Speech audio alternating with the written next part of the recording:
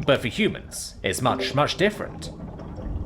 Everyone had a different story or theory or something else about how terrifying these things are. Sure, they are intelligent and more than happy to sit down and discuss a situation rather than go into full-scale combat over nothing. Still, it didn't detract from what everyone knew about what they could, can, and would absolutely do. So for the sake of not insulting the Terran, they decided to wait. After all, only a few minutes had passed. They could wait a little longer for him to arrive. And luckily for the room's rising nerves, he did arrive only 3 minutes late. Unfortunately, the thing that got everyone's attention, and pure silence, was the fact that the Terran was being carried on one of the shoulders of another Death Order species. More specifically, an Ungar of Ugathara in the Hallowed System. They were the Council's newer addition to the Intergalactic Congression, and one such invite they were beginning to regret. While they were socially and mentally intelligent enough to join without being classified as primitive, they sure did everything to act like they were. Once the Council invited them, they wanted to do nothing but find something new to fight all the time. Apparently, their home world is in a constant state of civil war between dozens of tribes, up to the point that they live and look forward to combat. While this trait of theirs did help in the short term, fighting against other, less savoury xenospecies, such as the Quasar Reptilia, the fungals of Endothermo, and the silent menace of the Conquerors, it became a problem when they would fight other spacefaring species who were either very scared, confused, or misinformed.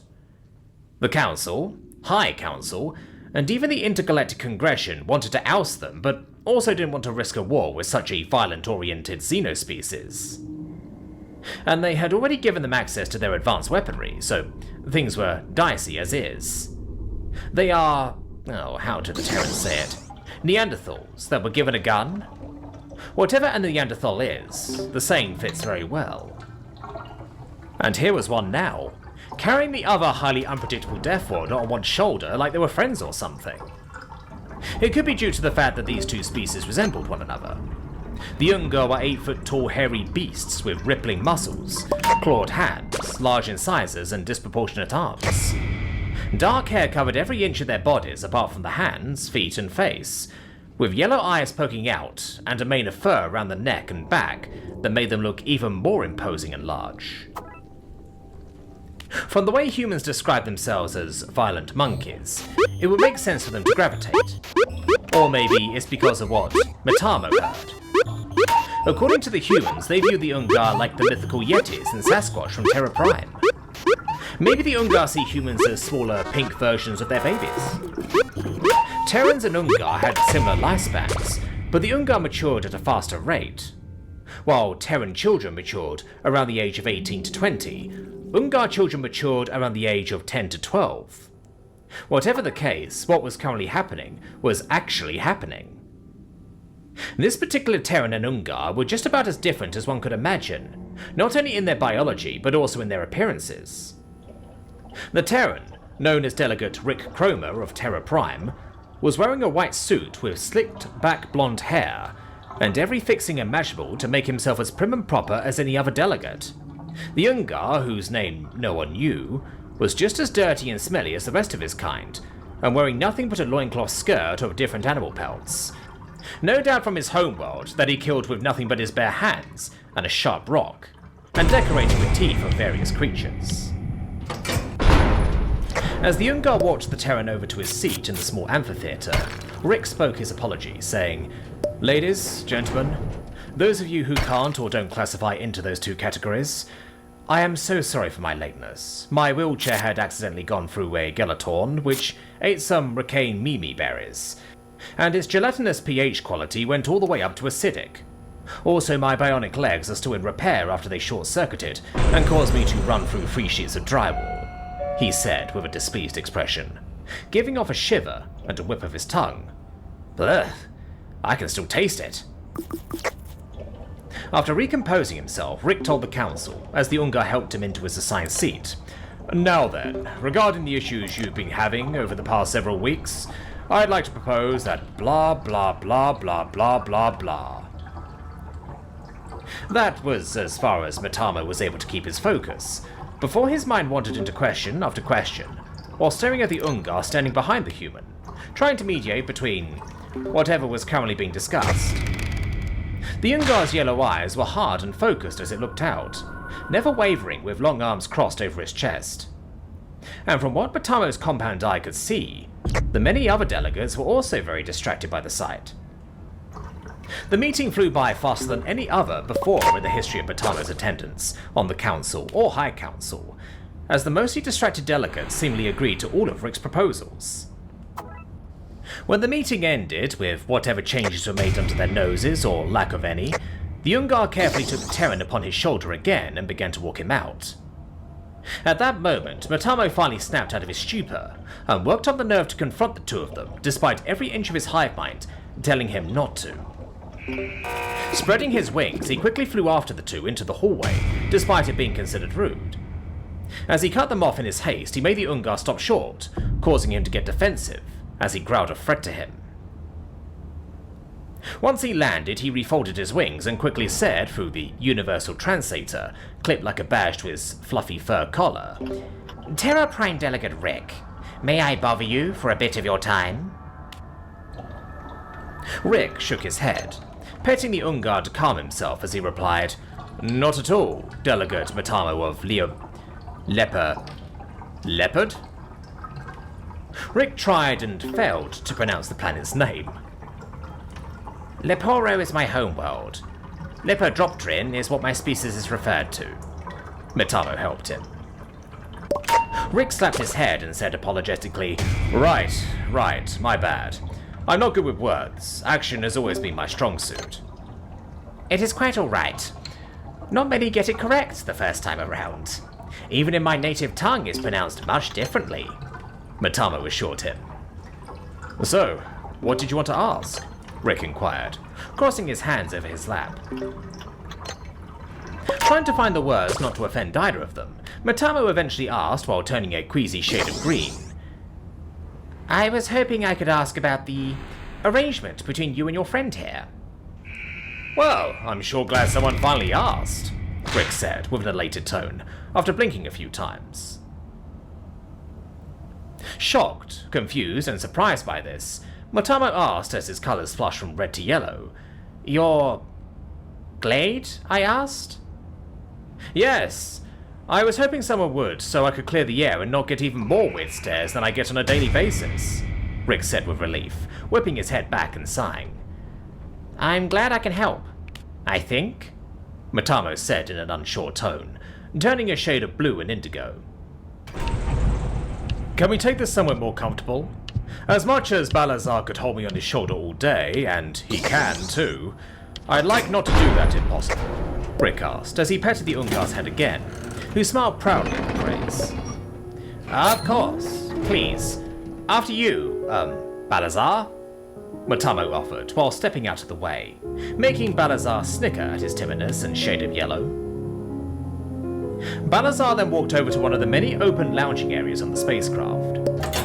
Not only does it keep anyone from doing things behind closed doors in a casual setting, but it also allows anyone to access it from any side, escape when needed, or keep watch over those who are less than savory, such as the two Death Warders.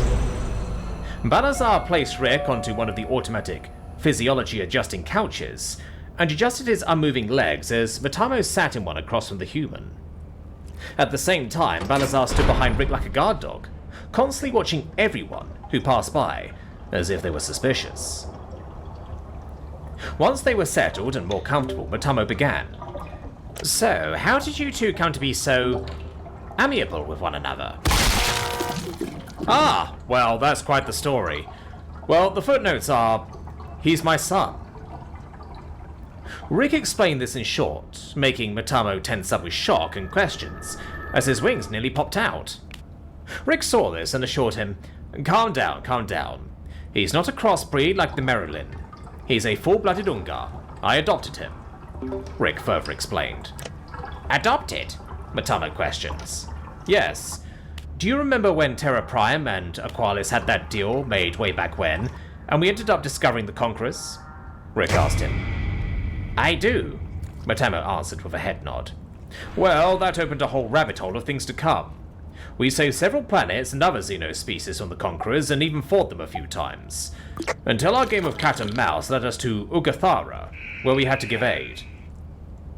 Rick continues to tell his tale. Matamo looked at the Ungar with surprise and said, baffled by the Terran, "Aid? To them? They couldn't handle the Conquerors? I find it hard to believe, knowing what I know." Only for Balazar to growl at him, taking it as yet another of the many insults he'd hear whispered about him. Rick put a hand on his hairy leg, calming him down, as he told the Moff alien, "Well, the Conquerors stopped trying the long con they were so well known for, and decided on a full-scale invasion. Unfortunately for Ugathara, they just had another of their planetary tribal wars which knocked out 40% of the population, and they were trying to get back on their feet."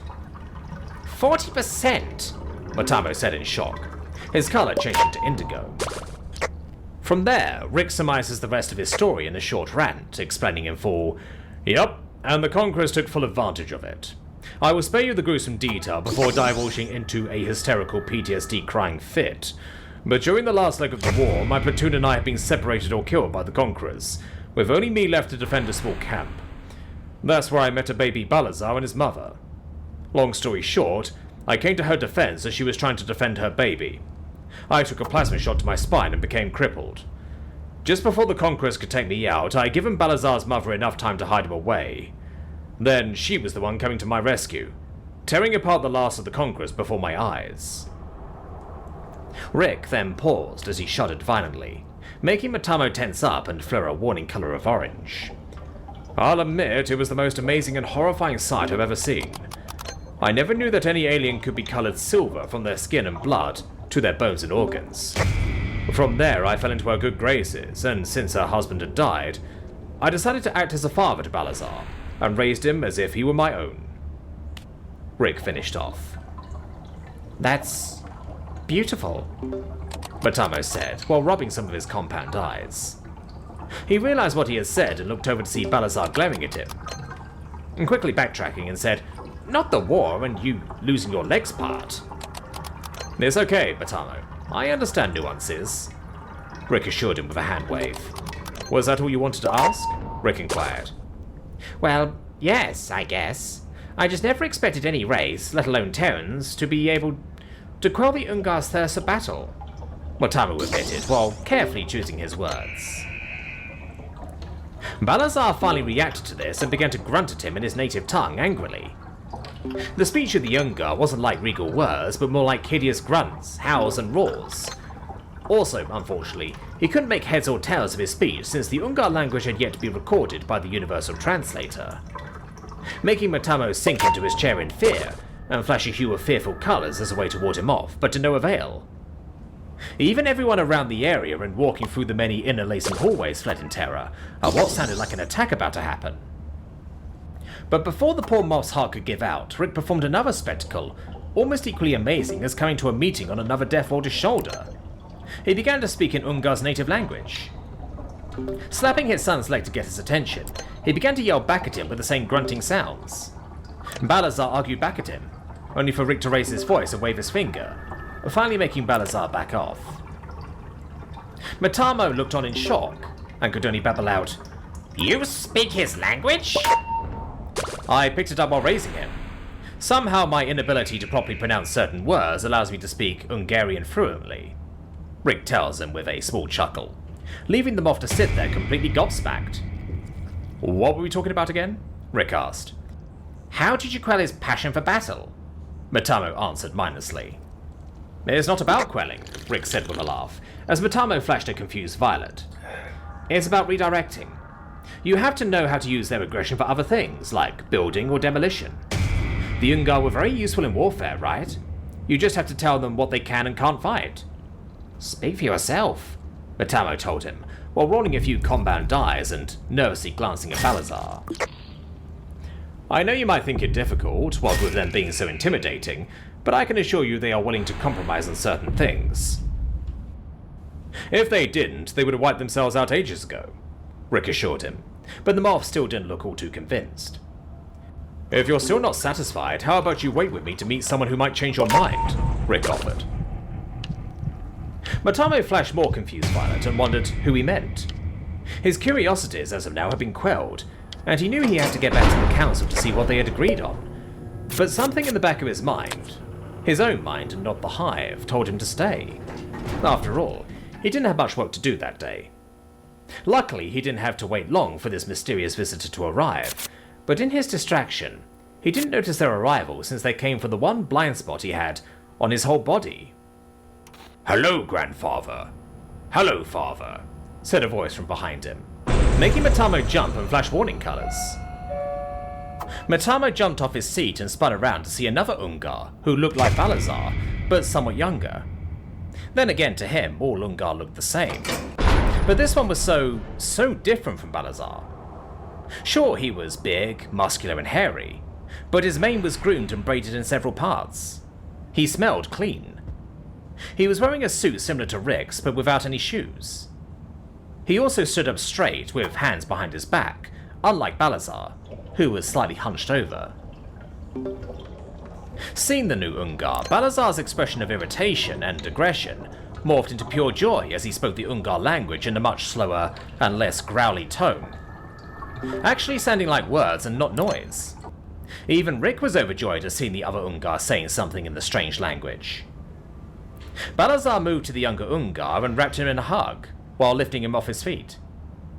Once he was put back on his feet, Balazar began to reprimand the youngster, as Rick reached and slapped the back of his leg, reprimanding Balazar back, leading the two to get into a heated argument. Or maybe it was a regular argument. It was hard to tell when your language was composed of words that sounded like yelling.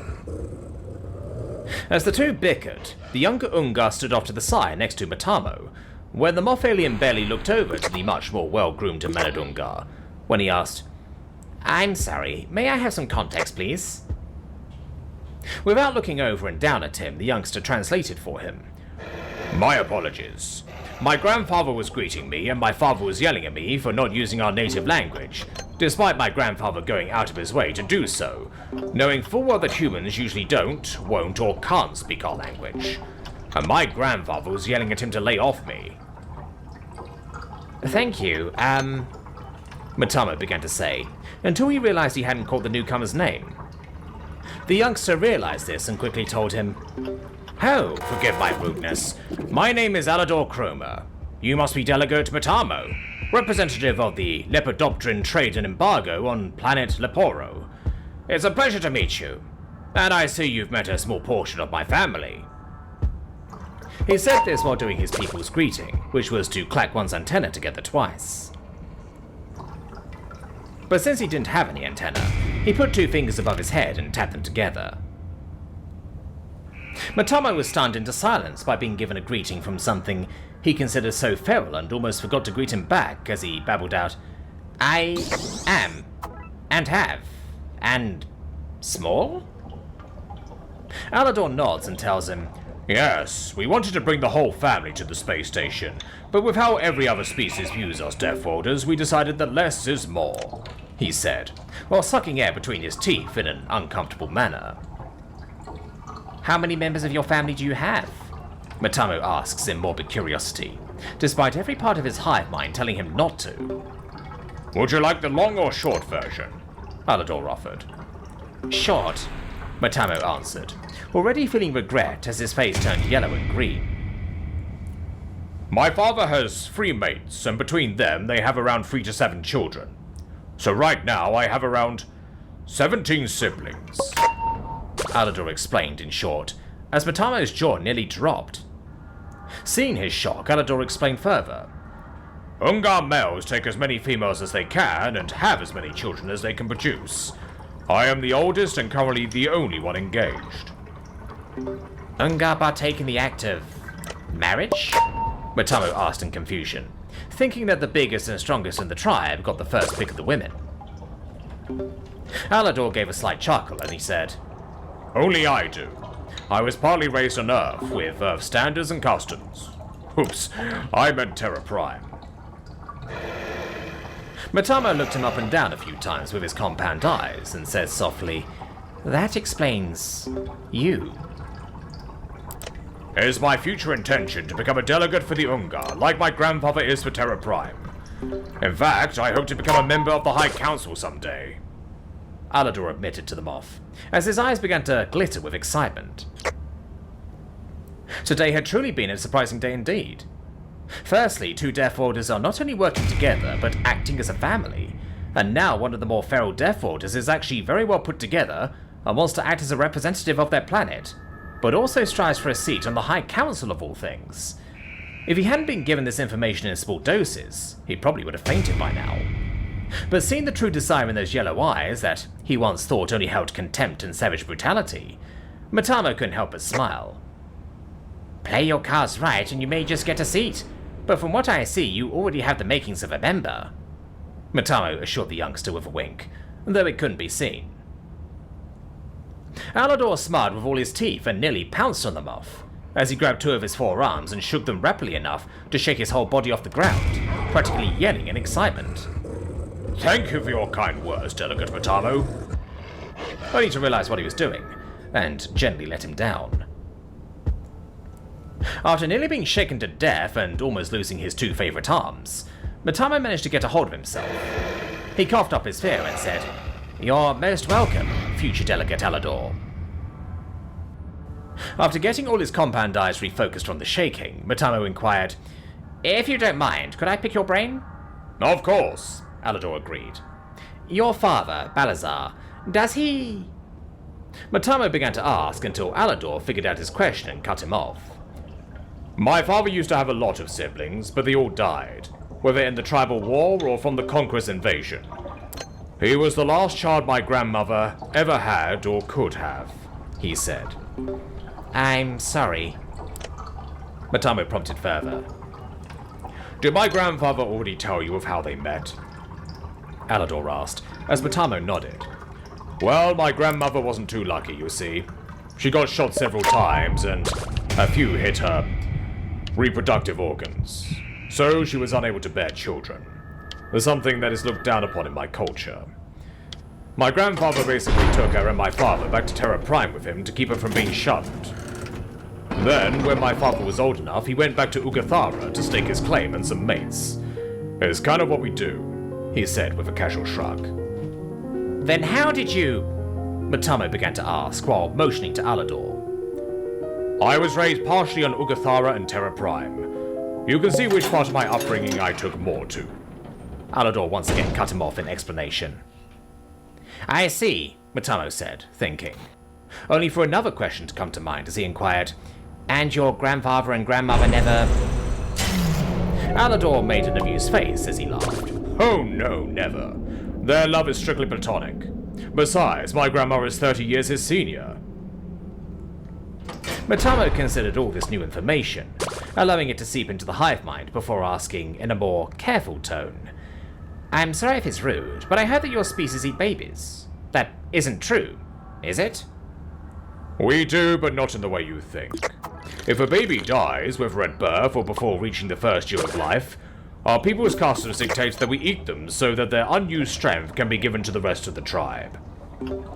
Alador explained. That's interesting. What happens if someone kills an infant by accident or purpose? Matamo follows up. This time, Alador thinks for a minute before he explains, If proven by accident, that individual helps raise the other children of the parents. If done on purpose, we kill them, but that's me sugarcoating it. Babies and children are held in high importance, he told him, while raising a finger as if to drive the point further. I see, Matamo said this, while absorbing all this new information and correcting all his previous misgivings about the Ungar. Only for his brewing session to be cut short when Alador suddenly exclaimed, Oh, here come my grandma and fiancé. Hearing him say this, Balazar and Rick stopped their argument and turned to see two more Ungar coming to them. Two females, to be precise, who were much like Alador and Balazar in how they presented themselves. The first one was a much older female in a wheelchair, small and shriveled. Her coat was now grey and white, with wrinkles so deep that they appeared to blind her. No muscles were on her body, as she slapped her lips together with a nearly toothless mouth. She wore simple clothing like Balazar, a toga of some kind, made of animal pelts, and decorated with teeth.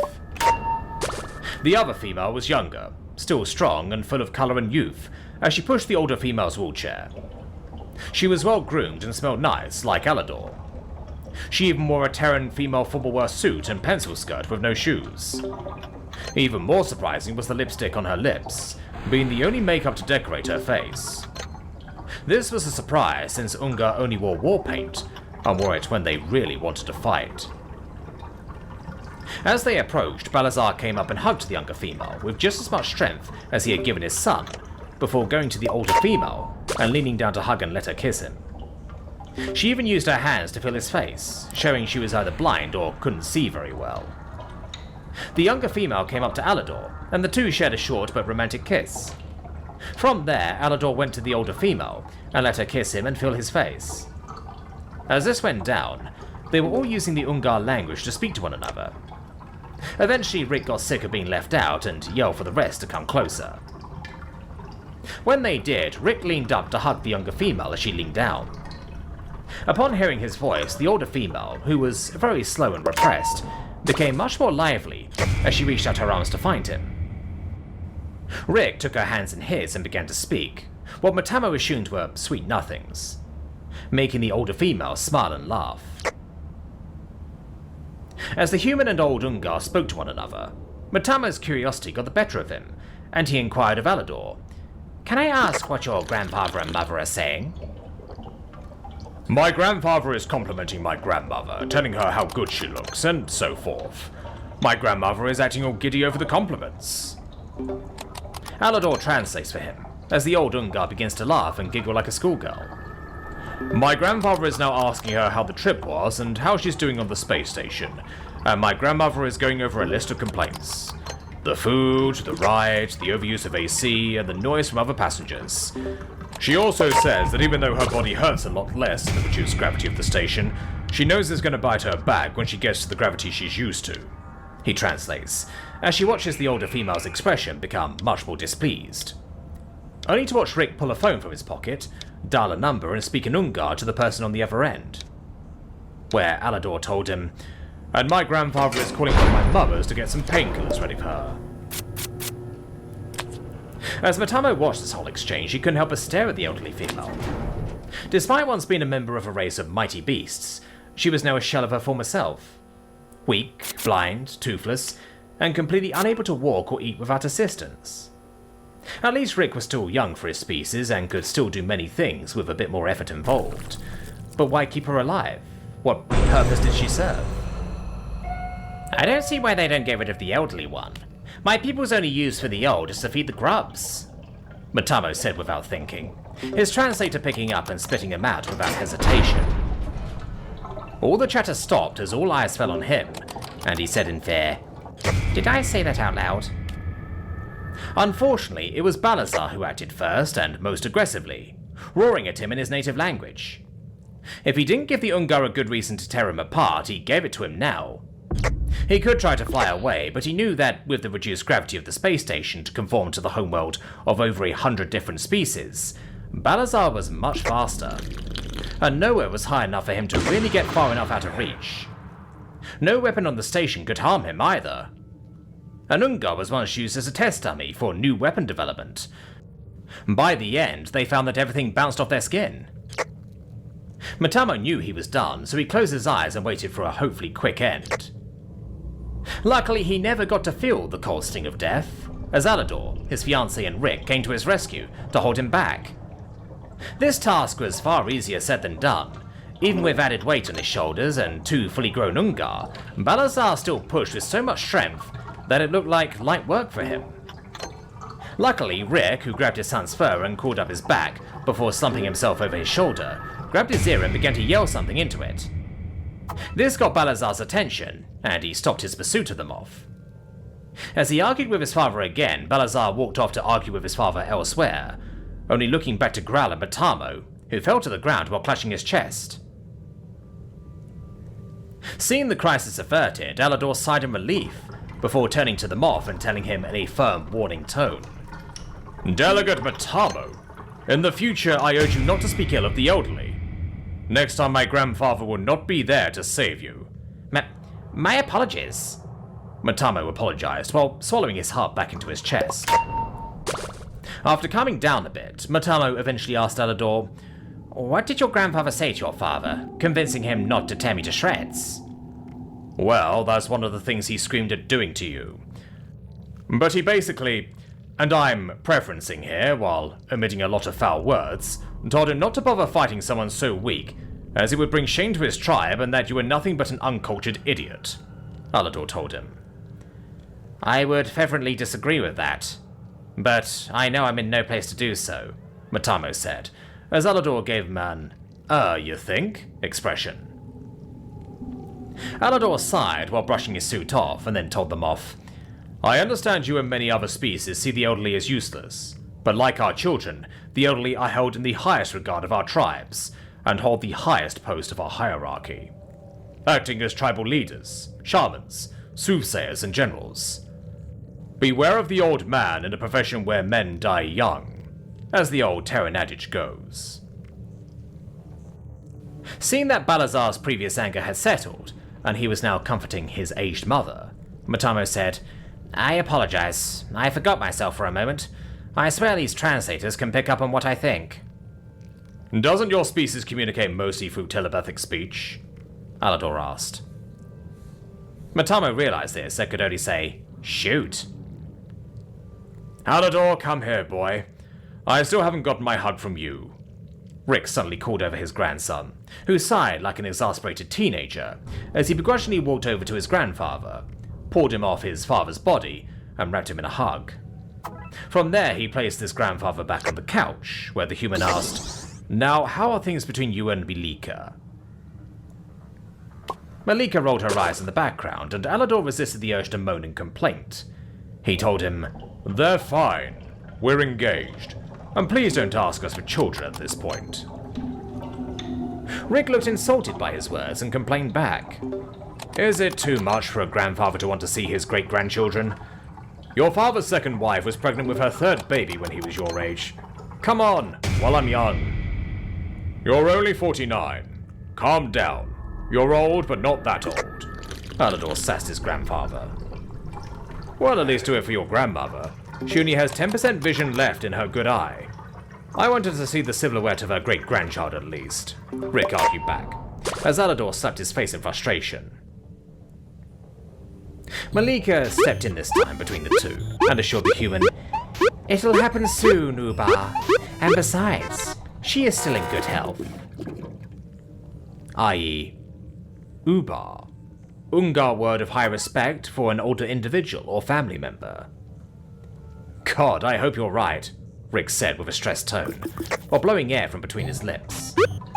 Then the elderly Ungar said something to Rick, and he laughed. "Oh, trust me, I know you can still snap my finger with one hand."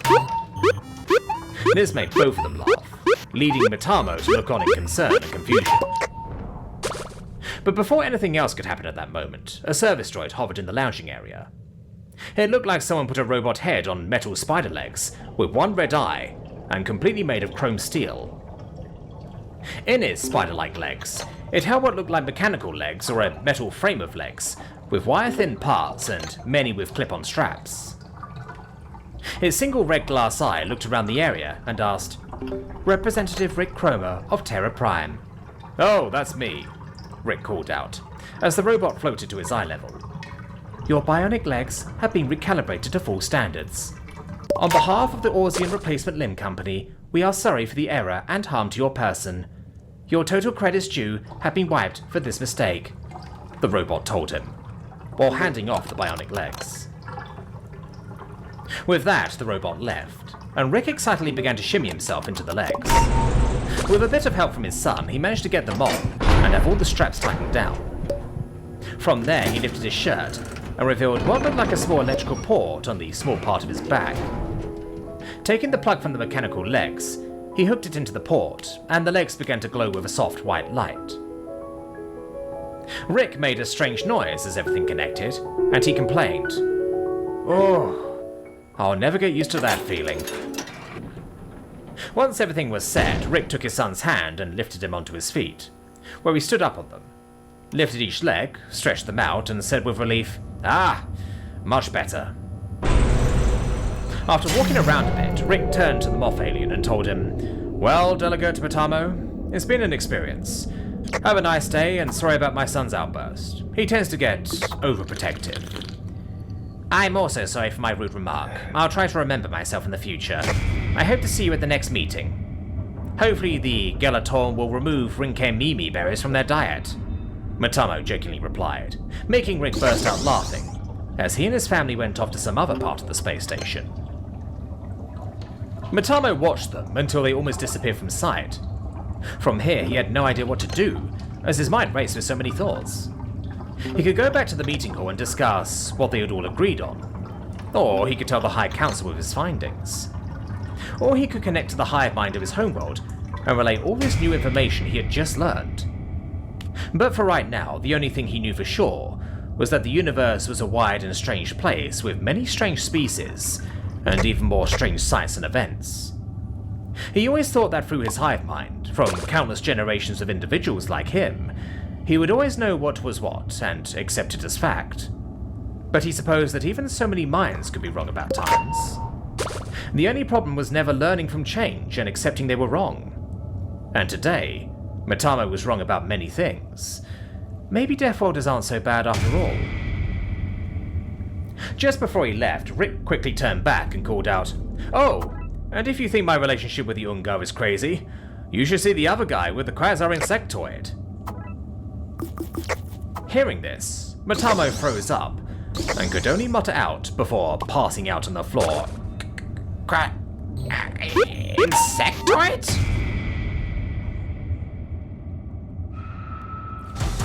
Meet Dorothy Gale. To seal the deal, Dorothy shreds their defense and accuracy, ensuring they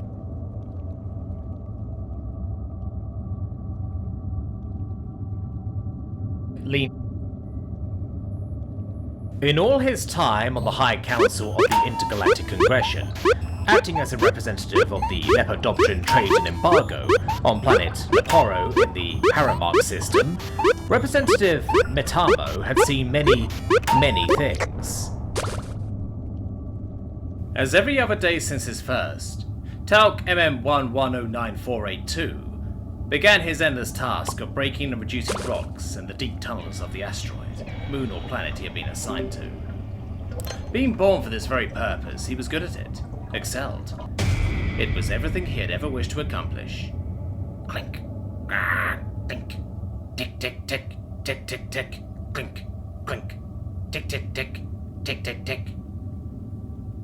He began maniacally drilling, piercing, hammering and reinforcing tunnels, spraying cements and mounting pillars every few hundred universal units, making sure to break and patch up anything his instincts didn't agree with. His awareness filled with sensory information from how the stone and earth reacted to his actions, intuitively reading into every minute change in his properties, and memorizing every detail for the geological aspects of his duties. He felt stones and dust falling over his body relentlessly, projectiles from his tools and the ever-shifting ceiling. It made him happy. He moved the earth for his cast, and in turn his cast moved him ever deeper within the tunnels. Warning. Blast in T20 proximity. 3,981 units. Talc saw in his mind's eye the images of a tunnel being repaired and evacuated. He did the same, and started walking to a secured area linked with multiple escapes and better supports.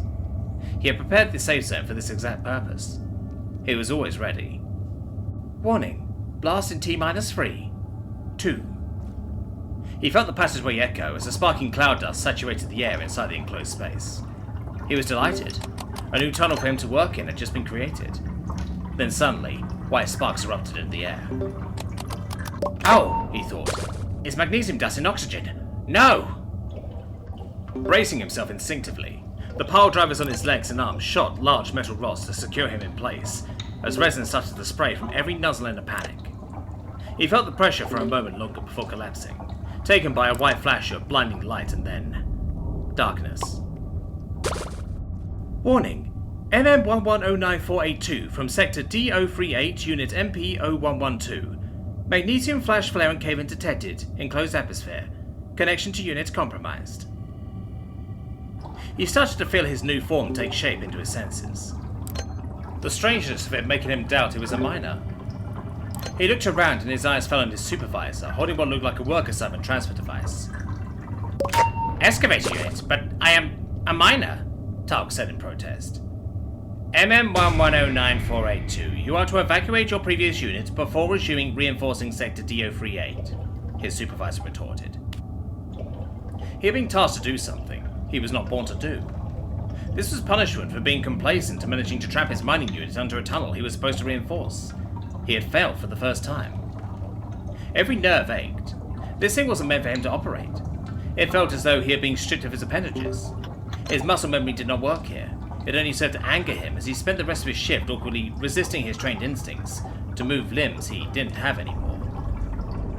After what seemed like at least 3 shifts worth of time, his HUD outlined something in yellow onto the rock he had picked up. He started to clear out the rocks around his former shell, slowly, not to move any more of the tunnels, revealing the drone he would do anything to operate again. It was roughly 8 units tall with an array of tools attached to its back, each one broken. The 2 arms ending in hooks for precise manipulation, and grabbing with undermounted hydraulic hammers being the main focus of the design. The cement sprayers had created a shell of hardened resin. It looked like a preserved insect from another age. Exhausted from his punishment, he brought it back to the maintenance area on the surface, up the unending shaft of the exits, after taking one of the many supply elevators' cages. Not long after entering maintenance, a few curious drones had scanned his unit. Then, after they were satisfied, it was hosed down with a solution to dissolve the resin. Maintenance was needed, and he dreaded what was to come. MPO-112 is severely damaged. We will need your inputs to know the details. It says here you were caught in a magnesium flash fire. It's impressive that there is anything left to repair. I anchored myself before the tunnels collapsed. The hoses exploded from the pressure. I was lucky they held this long, but thanks. It was good to hear that he had saved his unit. Maybe that was why his supervisor had not relocated him to another site. From what I can see, the tools need to be replaced. The sensors could be damaged and both legs are gone. Connect to the unit and send a sensory report. This is going to be painful, so prepare yourself. Take your time and tell me what's wrong with it. He contacted his supervisor, who was now reconnecting him to his unit. He docked his accursed excavator body that was damaged due to lack of experience, and set it down into maintenance in a different bay and waited, suddenly dreading the experience about to come. When the unit you were operating broke, it hurt. He had felt it on a lesser degree with smaller rocks falling onto him, and pinning him to the ground or his tools malfunctioning and breaking down. This was going to be a nightmare. The legs were going to be removed. He could not even imagine how painful that must be. Initializing connection. Error. Grid status corrupted. 73,846,012 entities, consciousnesses lost. 64,284,292 entities' bodies in shock. 43,372,939 entity vitals lost. Automated Directive 1. Save remaining drone entities at all costs. Automated Directive 2. Fragment and inject lost entities, crucial memories to Hive. Automated Directive 3. Reroute all available resources to maintain function. Ejecting grid. I have been here before, but this is not MP-0112. He recognized this feeling. A body he had long forgotten, soft and warm, unlike the cold units he had used his entire waking life. Images flashed in his mind as his awareness fired like a turbine winding up. He felt like the world was ending. Explosions, pain, every part of his body breaking millions of times in a single moment. He saw crafts flying with deafening roars, dropping bombs out of the sky for what seemed hundreds of times, and an equal amount of metal boxes crawling on the ground, ripping him apart as they pointed at him with the top part of their hulls. Each and every time, he was a different unit model. Some he recognized, but most were unknown to him. None were prepared for what was happening to them, and he lived their experiences in the fastness of the surface of the worlds he could only have seen in dreams. He could not comprehend what was happening. Everything seemed so alien, mixed in the savage forces of the experiences being fed into him, like a hot iron searing his brain, with memories that were not his own. This couldn't be happening, yet he had lived it for the eyes of millions. Somewhere buried in the chaos and madness of this destruction, he caught glimpses of beings he had never seen before. They walked on two legs and in large groups as they screamed while using tools that damaged his body, dismembering him where he stood from a distance, again and again. Prudently it vanished, slowing down and landing on a metaphysical representation of the great interconnected network processing unit. As he cried and screamed in confusion, he realized it was frozen in time, disabled. The grid was down. He was cut off from the Hive Queen. In a brutal awareness shift, he opened his eyes. He felt the connective links ripped out from his nerves and his sensitive organs. He panicked, trying to grasp anything to bring him back to the safety of his duties. The liquid drained in a wave, ejecting him to the ground and washing him off the platform where his body was housed and maintained, like a server for his mind. The light and sound blurred and echoed as though they were but a distant fever dream, slowly growing tangible and clearer each instant that passed. It began to make out a sound of alarms and what seemed like people panicking and crying. It sounded like mayhem. Soon he began to see and feel his surroundings, after he had realized he was screaming just like the rest of them, unable to stop himself. Someone had resuscitated him and pulled him closely. He let it happen, and he cried like an infant newborn. He was taken by a wave of drones trying to take a look over the edge of the massive tower of the grid, where thousands of others could be seen doing the same from other locations. Some of them throwing themselves off the edge as they could not live with this sudden change of perspective. Questions started to flood his mind as he tried to make sense of it all, but suddenly a voice boomed in his mind as he flinched. MM11094882, remain calm. Do not despair, you are safe. I am your Hive Queen. We will soon begin work. After the awe had passed and the group had taken the initiative to end their small moment of much needed adjustment, granted them by the Queen, he too began to wonder what he could do to help. We will now begin work. Your task is to offer help in any way you can to unresponsive Hive members found near you, until teams are organized to form a cohesive workflow. Yes, Queen, I will save them, he responded meaninglessly to the one-way message. I will guide you through the steps soon. Your actions will save millions. Move now. He spotted a Hiver convulsing. He quickly made his way to them and knelt down. It didn't find it in him to improvise something he was sure would help them. Hive Queen, what can I do to help them? I don't know what to do. The patient kept flailing, hitting Tulk, throwing his limbs aimlessly as he twisted his body on the ground. Some will have permanent neurological damage or require resources not available, and will need to be terminated. There must be something I can do to help. Anything I can do to make them stop. Locate the strands of filaments protruding from his... Good. Pull on the middle one sharply and remove it from their body. He yanked the fibrous tubes out of their abdomen, dragging and destroying many organs attached to the membrane hiding behind. He looked at the mess he had just made of the person he was trying to save and started to cry. Why? He turned away as fluid sprayed from the disemboweled form, losing the last of his energy, giving place to permanent inertia.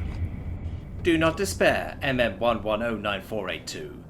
This is a harsh time for the Hive, and your actions will strongly impact the future of the colony. Be strong. You did good.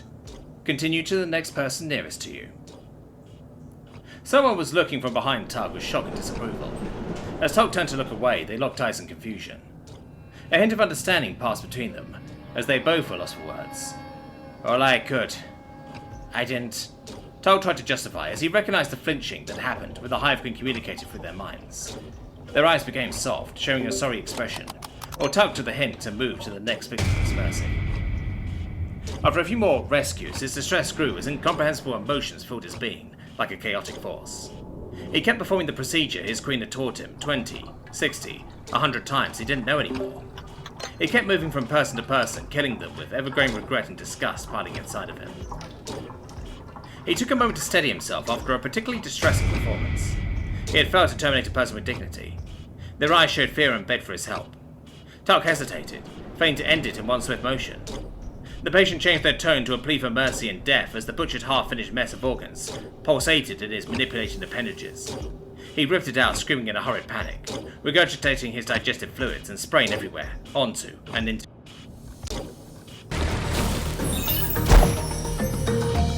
Merge Dragons! Play now! For a limited time, use this promo code and add Thanos Endgame to your squad now. What? Kick us out? Loudly exclaims Colonel Oscar from the discomfort of his ship. Hold on. Let me finish before you start one of your rambles about the state of the Coalition. tries to argue the Bryon military attaché, from the comfort of his home office. Great, no, fantastic. I can't wait to see one of those unthinkable plans set in motion. I will immediately contact the Senate and inform them that Operation Starbliss is a go. Oh, hold on. I've got to make a quick call. He says, as he takes out an old-fashioned bright red dial phone from one of his desk drawers. Oh, come on, not that again. Sir, this is Colonel Oscar. I regret to inform you that the coalition of the First Arm has officially kicked us out. Sorry? Are they threatening our off-world interests? Yes, sir, absolutely. Not only that, but our way of life and what we stand for. Yes, sir, I understand. I will extend your orders to all the units intended for Operation Starblitz. I have no time for this childish behavior, Colonel. Also, sir, if I may speak freely, I would also put on standby some additional forces. Given their current position and readiness, I suggest deploying the 15th, 16th, and 20th Starfleets in the support role, with the 8th and 12th Starfleets as strategic reserves. This way we should be outnumbered only 20 to 1, giving us the clear advantage. Are you done? I was about to say how Terrans are not mature enough, and that's why some members want to kick you out. Comments the Bryon, clearly annoyed. To which the human simply smiles and points to the red phone, this time with a less playful intent. Before you improvise yourself as a poor excuse of a comedian, yet again, please listen well to what I have to say. Taking the situation more seriously, the Colonel nods in approval and assumes a more appropriate posture. Let's start from the beginning. I'm sure you will remember how, about 2 months ago, I asked you to send an elite team of your bestest soldiers to take part in some super-secret training exercises, along with other Tier 1 units for the Coalition. Well, it's those guys' fault. God damn those idiots. What did they do? Oh, wait, let me guess. Did they lose some extremely valuable military equipment? Or did they break extremely valuable military equipment? Don't tell me they impregnated some extremely valuable military equipment. If I had to bet, I would say it was Lance Corporal Rodriguez. That bastard could make a rock bear his child if he really put his back into it. What? No. How did you even come up with the last one? Says the Bryon, both curious and horrified. To which the human just replies, not to ask. Going back to the main topic, I received numerous reports claiming that your soldiers during the joint special training have been insensitive, unprofessional, and xenophobic, apparently. It is also described how humans have allegedly humiliated, ridiculed, and treated with extreme dishonor allied teams.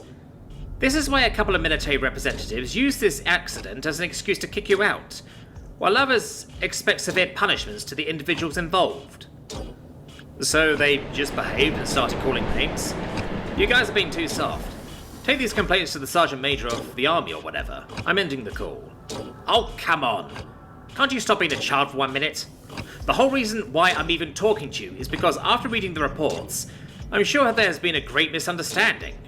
I know your men, and while they could and should have acted in a better way, they never explicitly went against orders or broke any rules during the exercises. Seeing honesty in the tone of his voice, the Colonel takes a deep breath and grants him a bit more of his time. I need to tell you about the special training. It's a top military secret, but it's not like we can keep it hidden much longer. A couple of years ago, we found an encrypted message left behind by our ancestral forerunners, the enigmatic beings believed to have gifted life to our planet. We know very little of them, other than the fact that they left our star system many thousands of years before our space age. Oh, so you were excited because you found a raggedy-ass piece of paper left by your star daddy, who went out to grab a Carson in the Milky Way? Did you leave an address or something? Maybe the reason he hasn't come back yet is because he's still looking for that Siggy Way. Why do I even bother? Listen. The message, once deciphered, did contain some coordinates, but it was not their new home. We found a remote dwarf exoplanet. A bit more interested, the human secretly starts recording the conversation. On the surface of which sits a gigantic hollow dome of obvious artificial construction. Well, to be precise, the dome is just the tip of the literal iceberg, as right under it there's an industrial complex of truly monstrous size.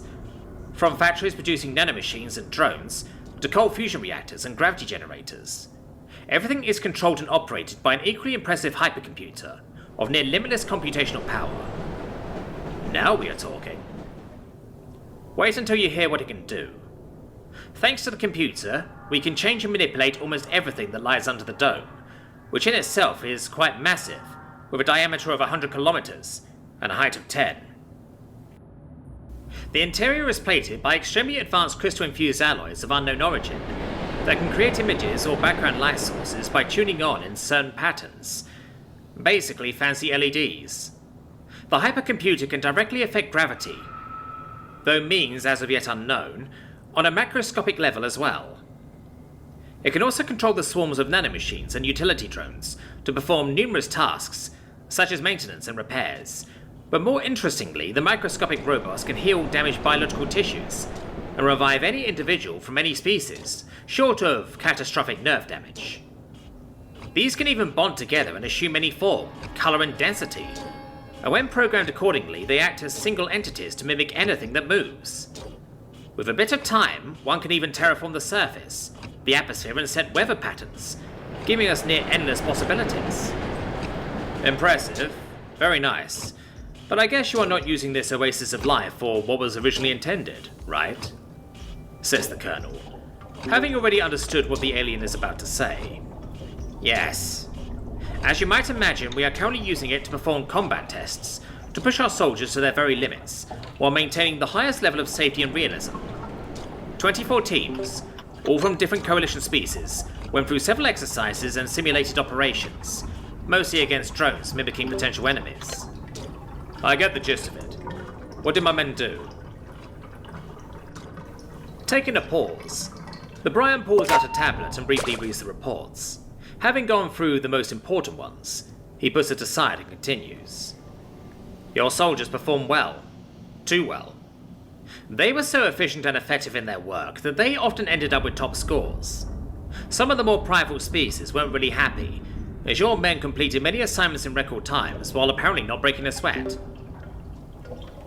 The Colonel attempts to hide his grin as he stares at the attaché, with his distinctive look of superiority. If that wasn't enough, your soldiers started joking about the ease with which they were completing the training simulations, stating, for example, and I quote, "Just like the simulations. That's gotta be a new galaxy record, and we speed ran this bitch." After hearing this, and many other comments, someone dared to challenge the humans in a direct confrontation, obviously keeping the safety of the participants as the highest priority. I have a feeling I already know what they did. You know your men well. After all, you were the one who selected them. Well, since they finished the list of events far quicker than expected, some soldiers presented a couple of games, and asked to try them out for the remaining 7 days. Having heard this, Oscar receives the non-verbal confirmation of his theories. What do you think a bunch of stupid humans in their late 20s would do when given such an opportunity to have fun? Mumbles the Colonel to himself. The first day, the game proposed was a fighting competition, where teams would be put against each other in a relatively enclosed setting. Each participant was free to choose whatever equipment he wished, and the scope of the game was to eliminate the entirety of the enemy team on a round basis. The only rule was the explicit absence of rules, meaning everything was allowed within safety. It was proposed by the Keltians, who, very proud of their idea, were looking forward to humiliating the Terrans by performing ritual dances on their immobilized bodies after scoring a kill during the match. So, they played Team Deathmatch. You know about it. It's the same word your men used, and let's say that they were really enthusiastic. They proceeded to absolutely dominate the other teams, winning all 23 matches they played. Since they knew of the Keltians' intentions, they proceeded to, and I quote, default dance on their bodies. Many were outraged by the lack of discipline and respect, but since it was within the rules, they swallowed their pride and kept silent. What about day 2? The second day, the Ryugians suggested a game on a wider scale, where teams would be inserted at random into an expansive area with different territorial features, unarmed and without supplies. The scope of this game was to obtain weapons, hidden randomly around the map to fight opponents for a couple of hours. Once the time was up, the surviving teams would be scored based on performance. So now they played a boring battle royale. Oh, you know of this as well? Again, it's exactly what your men said. They ended up scoring first with double the points of the second team on the leaderboard. But surprisingly they complained that, and I quote, "The map is shit, the loot is placed at random and not in points of interest, there's no gulag, and the play area does not shrink over time." Yet again, some species complained about humans commenting on their lack of skill, their appearances, and their mothers. The Brian takes a moment to collect his thoughts, then proceeds to empty an entire glass of alcohol. The last game was proposed on the third day by the Quacksummer. Fed up by the humans' attitude, they decided to place them in a simulation that would greatly affect their morale and decision-making. Please don't tell me. They chose a setting that would hit close to home. They asked to create a map of roughly 20-kilometer diameter, with a human settlement inspired by mid-rise towns of the 21st and 22nd centuries. Since the whole idea was to demoralize and negatively impress the Terran psyche, they came up with a truly wicked setting. Oh no. An abandoned, overgrown and destroyed landscape, infested by humanoid-looking feral and aggressive creatures with low intelligence, that rely on numbers to overwhelm their prey. Very scarce resources and equipment would force teams to collaborate as each day becomes more challenging, in order to survive until the fifth and last day. So, you created a fucking zombie apocalypse in real life as a game, put 6 humans in it, and hoped to have collaboration between species? And all this basically without rules? Well, if you say it like that, it does kinda sound stupid. Never mind. I want to know what happened next. I'm too invested now. The first and second day of the game, they went around the designated area to gather or steal all the resources they could find, leading to death by starvation of 17 teams by the third day. My morons. So proud of them. The third day they raided one camp where 4 species were working together to survive. They actually snuck in at night, seizing all their weapons and even a large civilian motor vehicle a Quacksummer managed to find and repair. By the time they woke up, the Terrans had gathered a very large horde of monsters outside the perimeter. They all died as they had nothing but blunt objects to fight the unending waves, while the humans watched and made bets from a nearby building. Trying to contain his laugh, the Colonel takes a sip from his glass. The fourth day, they spent over 20 hours driving the stolen vehicle around, which was renamed Fucking Hella Awesome Battle Bus by the humans. Having extensively modified it by welding steel cages around it, and by mounting an extremely crooked-looking snowplow on the front, they drove at full speed, seemingly aimlessly, to shoot everything that moved aside, and ran over everything that did not. They even created a makeshift flamethrower, and used it to set ablaze the survivor camp of the remaining teams who were working together. Safe to say they were the last team standing by the 5th and last day. So how did it end? Pretty fed up by the constant mocking and humiliation, all the other species requested the creation of a huge monster to finally put a stop to their hubris. What followed was a 4-hour-long battle, as the humans kept driving at full speed while being chased by the mega zombie.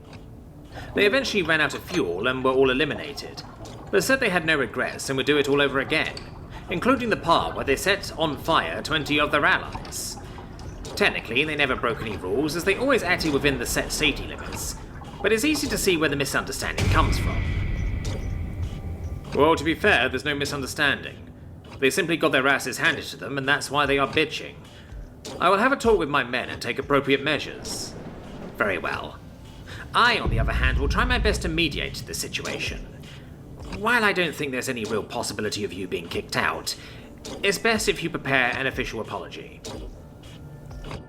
After bidding each other farewell, the Colonel can finally take a big, fat laugh, having endured the urge up until now.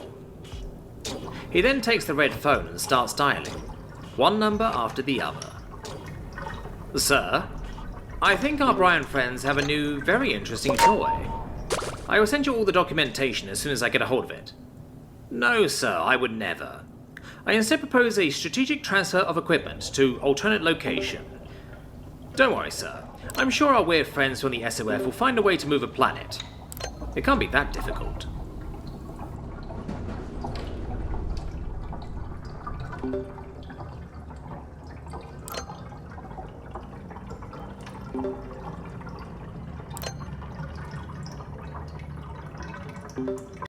I found an app where you actually play through an anime story and the character responds to what you say. I had to try it. This is OOC.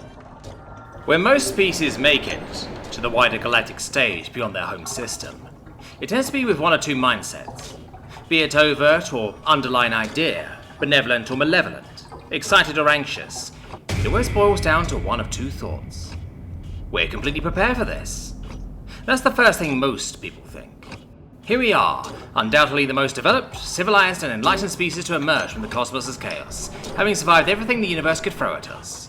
Our will can turn mountains to sand. Our perseverance transforms saltwater oceans into near endless wells in which we can sip at our leisure.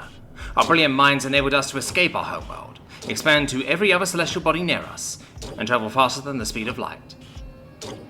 Tens of thousands of times across tens of thousands of worlds, most species have some variation of this same thought. The second line of thought is as follows. We're not sure if we're fully prepared for this, but we have to go anyway. The reasons for this one actually vary a fair bit. It could be something as simple as poor early decisions made it so that the species needs to leave for reasons like, hey, does the air taste like ammonia to anyone else? Or, oops, accidentally detonated a volcanic ley line, and between the near constant earthquakes, flooding, and the upcoming volcanic winter, we think it's time to leave and hopefully try again elsewhere and get it right next time. Or they could just be so cripplingly lonely in the area of space that they're in, and just want some more friends. Sure, those aren't the best, nicest, or grandest reasons for going into space, and it'll take a lot of work and flowery verbiage to make them look good in a history lesson or datapad. However, there are many species that had similar sentiments, and did not get that next time. But those are the two general sentiments that most species have when they reach the wider galaxy. Only one of them is ashamed when they come across an older race of what appears to be a mass of tentacles, in the ship equivalent of a bowl of water that nonchalantly deflects and dismantles 1,000 years of advanced weaponry. The other politely says hello and, if they're feeling brave, asks for directions to a nice place to stay before saying goodbye, and leaving as quickly as their FTL drives allow them. At least until they feel more comfortable and join a galactic community, like the Galactic Aligned Council or the Superior Union. On the other hand, the wider galaxies tends to have 4 regular reactions to a new species. 1, they freak out. 2, they ignore them. 3, they exploit them ruthlessly. 4, or they get uncomfortably interested in you. And if you have to pick one, you want the second one. You're undoubtedly wondering why. Sure, the first and third seem bad, but the fourth seems possible. Why wouldn't you want to attract the super advanced space squid's attention? Simple. It's because any of those squids can range from strange to psychotic, and every spacefaring species is naturally selfish. They must be if their multiplanetary spacefaring empire is to survive. Now, if you wouldn't mind bringing your attention to the aforementioned mass of tentacles, aka the Shaltan, back to your attention for a quick explanation. It is not uncommon for many aliens to encounter the Shaltan, as the first new race they encounter. They've been building and sending out exploratory and research spacecraft left and right since they got to space to broaden their knowledge in all scientific fields. This would be fine if they didn't periodically hack open both people and ships when they were still both alive and functioning. They tend to get away with this because of bureaucratic loopholes within the GAC, and by following all the rest of the rules precisely as they're written. The specific rules on piracy state that piracy is any acts or actions made with the purpose or intent to harm, steal or coerce items, credits, ships, or personnel directly owned or employed by said persons, the Galactic Aligned Council, its constituent members, or any sanctioned governing bodies under the GAC, while in GAC or constitute member space. The Shaltan understood what piracy was, so when the first incidents occurred, they punished and chastised the majority of the crew. Then they penalised and stripped the captain of his post, barring him from regaining it, tore apart the ship as a gesture of goodwill towards the species they'd wronged, and imprisoned the maintenance personnel and scientists who'd ripped open the ships and people, respectfully. Then they got caught doing it to species before they entered the GAC. They didn't get caught immediately. Took a good millennia or so until the major incident occurred. A pirate ship had been caught with a very aromatic but undamaged small colony ship with around 2,000 passengers, a manifest saying there were about 5 times that number, and a charter for 5 research facilities. 4 had been visited without distress or warning signals being sent out. Now the heated legal and moral argument could go on for hours, but boils down to this. The galaxy as a whole had some very choice words with them, most ending just short of war declarations, but their galactic PR teams were able to quickly and efficiently prove that there was no solid evidence of them interacting with any pirates or pre-FTR species.